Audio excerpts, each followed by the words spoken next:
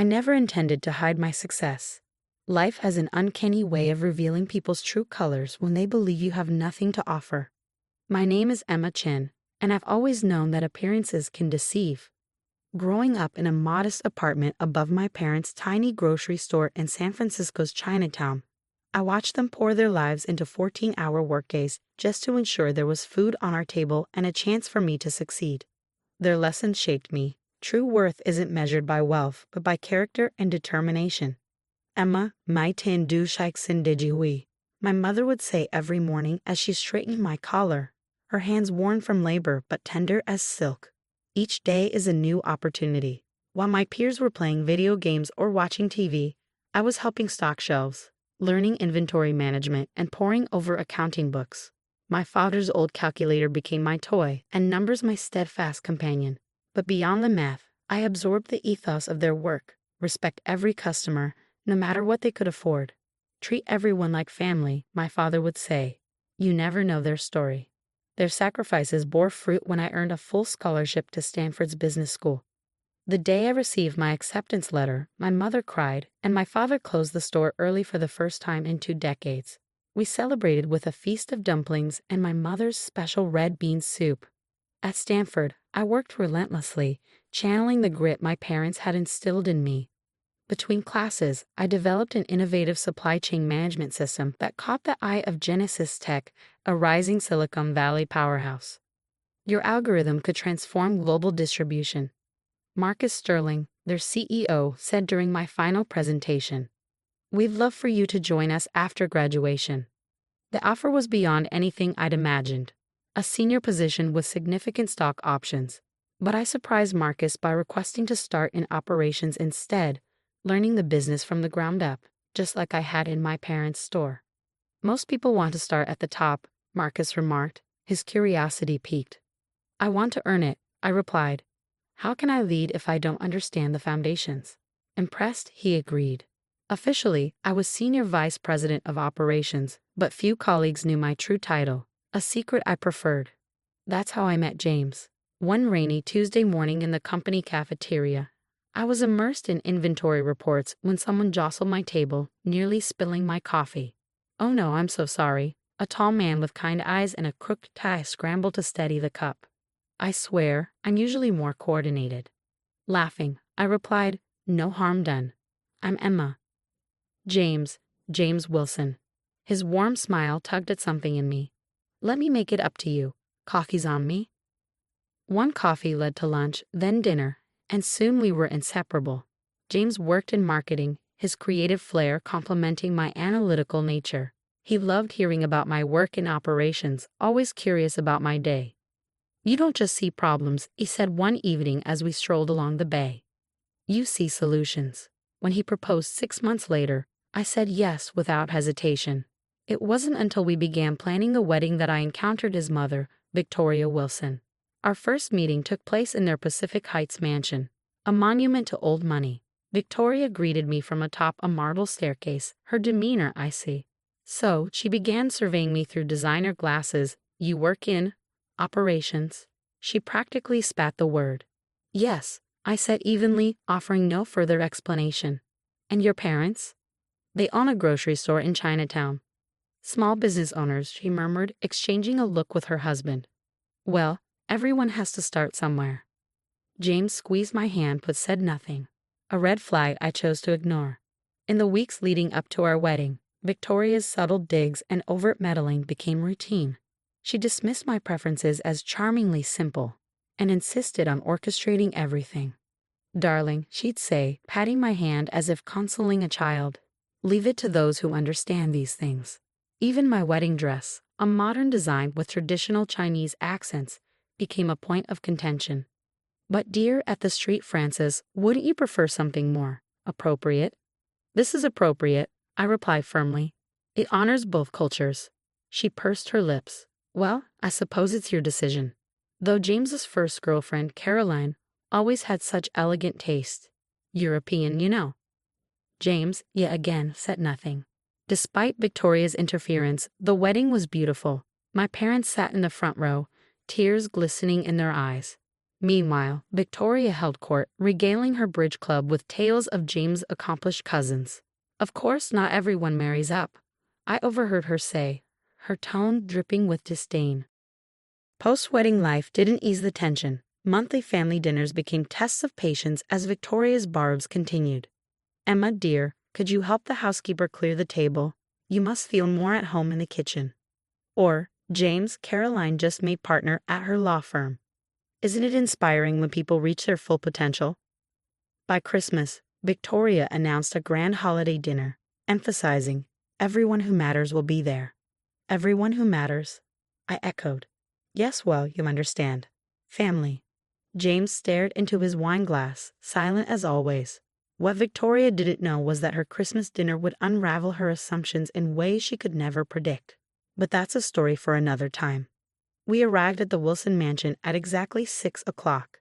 True to form, Victoria had spared no expense. Thousands of twinkling white lights adorned the 3-story facade, and an enormous wreath with a gold bow graced the front door. Through the frosted windows, I glimpsed a dining room that looked like a luxury magazine spread, complete with towering floral arrangements and gleaming crystal. James, Emma, Victoria greeted us, her smile just as polished and cold as the silverware inside. She wore an elegant designer gown, undoubtedly more expensive than what she imagined I earned in a year. James, darling, everyone's gathered in the living room. Emma, perhaps you could lend a hand in the kitchen with the appetizers. Mom, James began, but I touched his arm lightly. It's fine, I said, my voice calm. Victoria's lips curled in a smug smile. So considerate. That's what we love about her, isn't it, James? Always willing to pitch in. James offered a weak laugh and followed her into the living room, leaving me alone in the hallway. In the kitchen, I found Maria, the Wilsons' housekeeper of 15 years, commanding a small team with the precision of a general. When she spotted me, her warm smile reached her eyes. Mrs. Emma, what are you doing in here? You're a guest. Apparently not, I replied with a wry smile. Still, I rolled up my sleeves and began helping her arrange the smoked salmon canapes. The doorbell chimed again, followed by Victoria's delighted exclamations as more guests arrived. Among the voices, one stood out, Caroline. Of course, James' ex-girlfriend had somehow found her way onto the guest list. When it was time for dinner, Maria and I carried the appetizers into the formal dining room. The sight that greeted me was as grand as I'd imagined. A massive table set for 24, each place adorned with Waterford crystal and antique silver. Name cards, written in Victoria's flowing calligraphy, marked every seat. I walked the perimeter of the table, scanning for my name.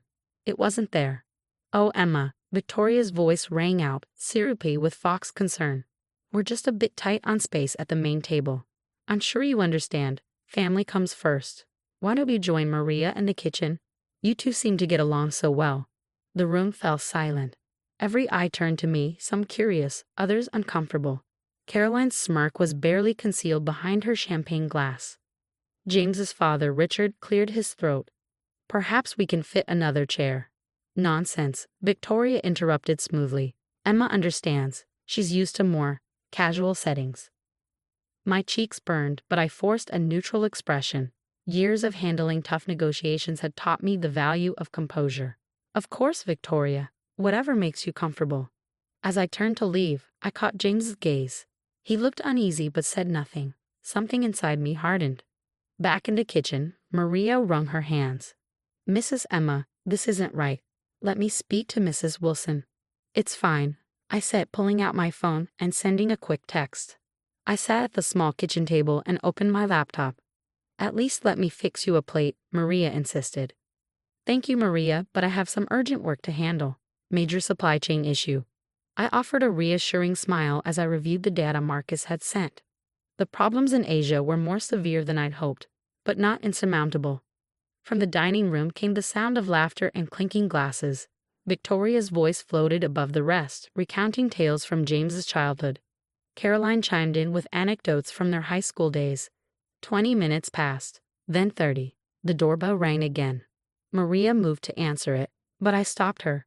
That's for me. I opened the door to find Marcus Sterling, CEO of Genesis Tech, standing in his signature tailored suit, a look of mild concern on his face. "Emma," he greeted me warmly. "Apologies for intruding on your Christmas dinner, but we need your input on the Asia situation." "Of course," I said, gesturing for him to come in. "Though technically, I'm not at the dinner table." His brow furrowed. "Not at the table? Why not? Why don't we find out together?" We walked into the dining room, where the hum of conversation stopped abruptly. 24 heads swiveled toward us, curiosity and confusion etched on their faces. Victoria stood quickly, her expression hard to read. "I'm so sorry, sir. The help isn't supposed to let visitors in unannounced. Emma, you should know better." Marcus blinked, then turned to me. "Help? I'm confused. Why is my senior vice president of operations eating in the kitchen?" The silence was deafening. Victoria's face drained of color. "Senior vice president?" "Yes," Marcus said, oblivious to, or perhaps enjoying, the tension. "Emma's leadership has been pivotal to Genesis Tech's success. Her supply chain system is groundbreaking. Surely her husband has mentioned her accomplishments." All eyes turned to James, who looked like he might faint. I didn't know," he stammered. "You never asked," I said quietly. Caroline's champagne flute slipped from her hand, shattering against the hardwood floor. No one moved to clean it up. But you work in operations," Victoria sputtered. "You said." "I do," I replied, my tone calm.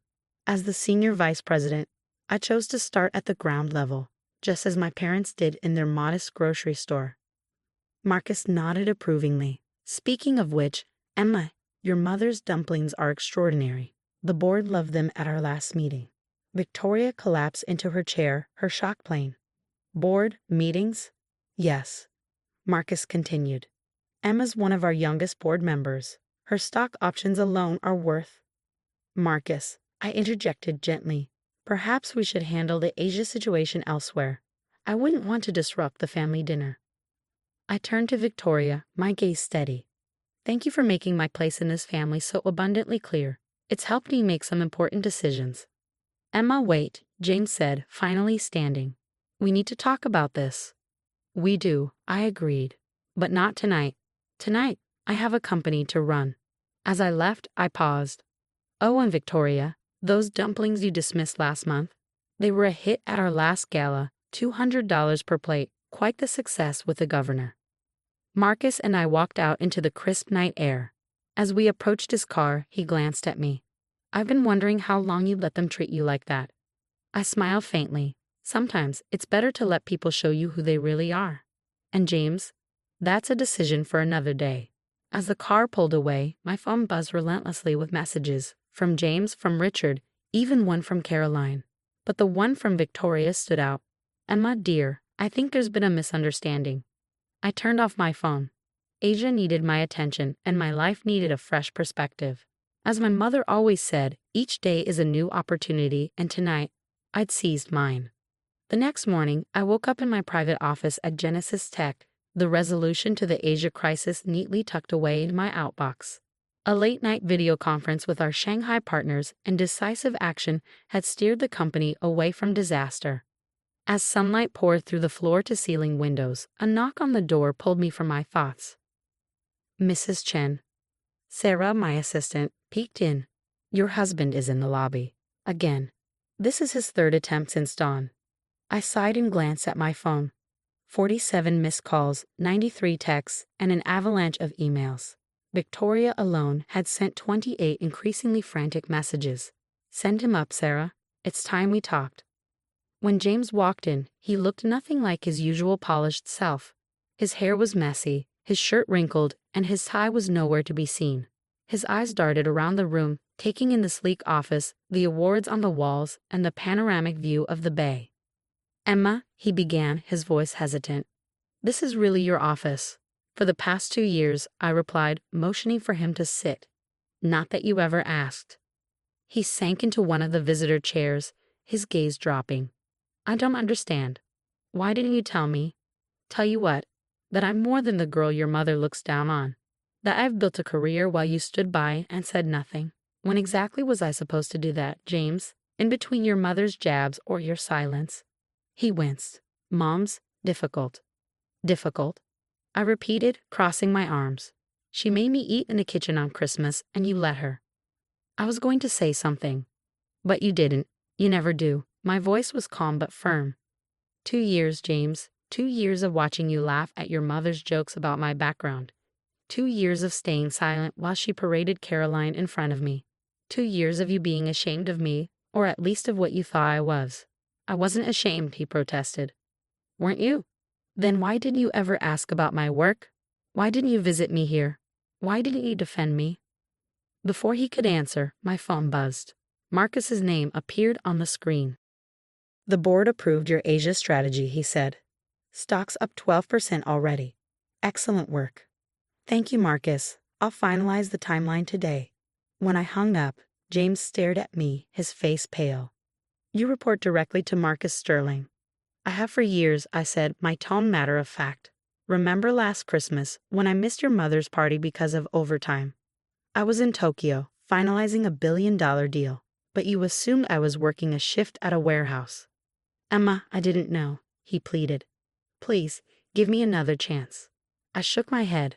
That's the problem, James. Now that you know I'm successful, you want to make things right. What about when you thought I was just a grocery store girl? Didn't I deserve respect then? The silence between us was deafening, and in it, I found my answer.